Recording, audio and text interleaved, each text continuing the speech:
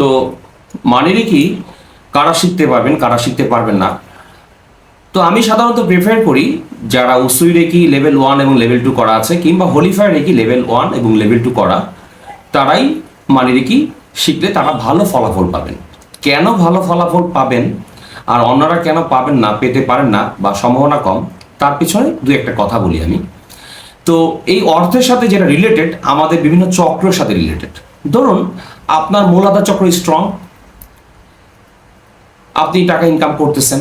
মণিপুর চক্র স্ট্রং, আপনি টাকা ইনকাম করছেন, ভালো অর্থ উপার্জন করছেন। তো দেখা গেল আপনার স্বাধিষ্ঠান চক্রটা দুর্বল, আপনি মানি রেকি করলেন, সেই মানি আপনার জীবনে কোনো কাজে লাগবে না। কারণ স্বাধিষ্ঠান চক্র যদি কারো ডাউন থাকে, তার জীবনে সুখ উপভোগ এগুলি থাকে না, এগুলি কমে যায়।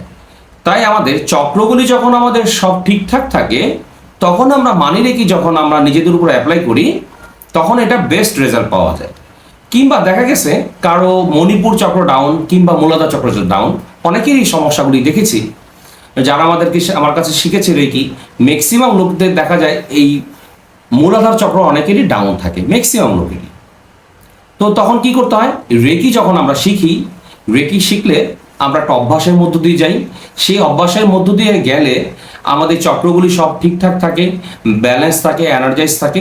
তখন আমরা মানি রেকি আমাদের নিজেদের উপরে অ্যাপ্লাই করলে আমরা এখান থেকে বেস্ট রেজাল্ট পেতে পারি। তাই আমি নির্দেশনা দিই, মানি রেকি শিখতে হলে অবশ্যই হোলিফায়ার লেভেল 1 এবং লেভেল 2 কিংবা উসুই রেকি লেভেল 1 এবং লেভেল 2 করে তারপরেই মানি রেকি নিজের উপরে অ্যাপ্লাই করা উচিত এবং শেখাও উচিত। ধন্যবাদ, ভালো থাকবেন সবাই।